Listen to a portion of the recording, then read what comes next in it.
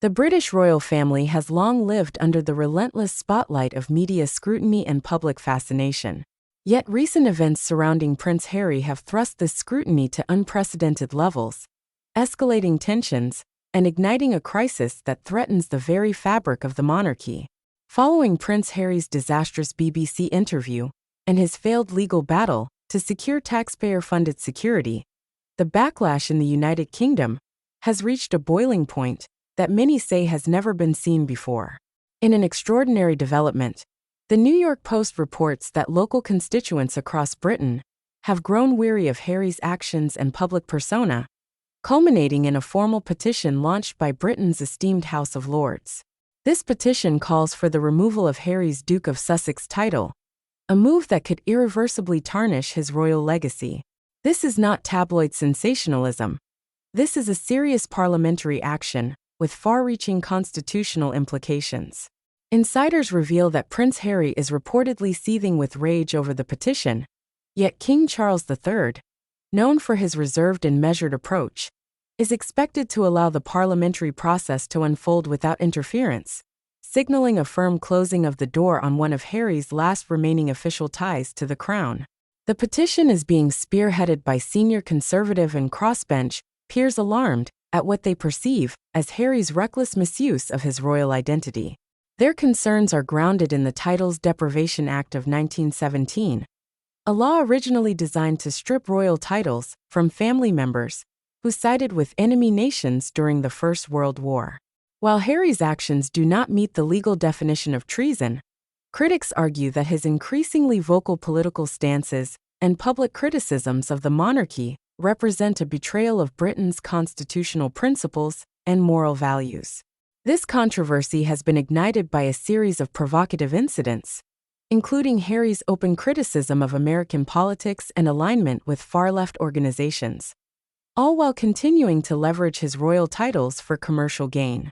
Constitutional experts have dubbed this practice title laundering, describing it as exploiting a prestigious royal identity to legitimize radical political messaging abroad, an action many view as incompatible with the expected neutrality of British royals. In response to the mounting crisis, Buckingham Palace has announced that Harry and Meghan Markle will no longer formally represent the Queen. They will cease receiving public funds and will stop using their royal titles from this spring onward. This institutional distancing reflects the gravity of the situation and the royal household's determination to uphold the dignity of the monarchy amidst ongoing challenges. Public sentiment overwhelmingly supports this tough stance. Recent polls indicate that a striking 62% of British citizens favor stripping Harry of his Duke title, with support soaring above 70% among conservative and older voters, demographics traditionally seen as staunch monarchists. Even Labour voters, usually less supportive of the monarchy, express concerns that Harry's actions have gone too far. The fallout from this political and familial rift extends beyond personal consequences. Harry's actions have deeply damaged public trust in the monarchy and strained his relationships within the royal family. To many, he is now seen as a self-exiled millionaire who exploits victimhood narratives while publicly attacking the very family he once belonged to.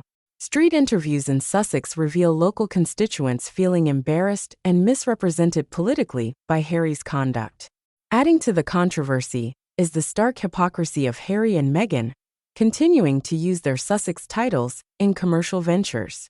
Netflix documentaries, Spotify podcasts, and other lucrative projects heavily feature the royal branding, despite their public rejection of royal duties.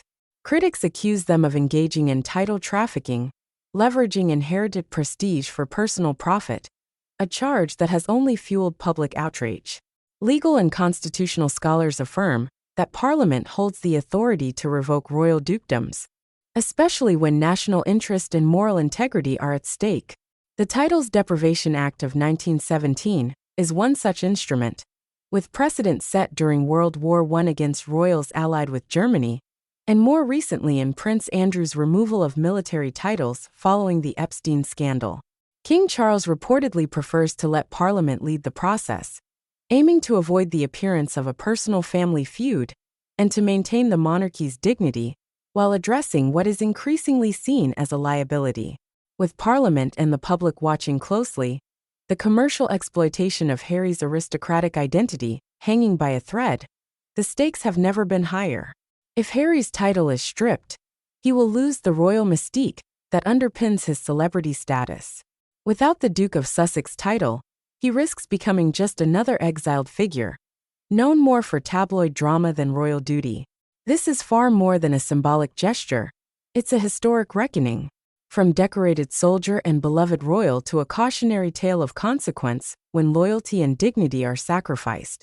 Prince Harry's journey may soon culminate in a royal erasure few foresaw, but many have long anticipated.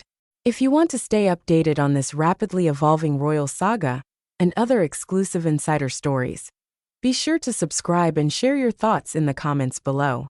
What do you think about the potential stripping of Harry's title? Is it justified or a step too far? Let's discuss.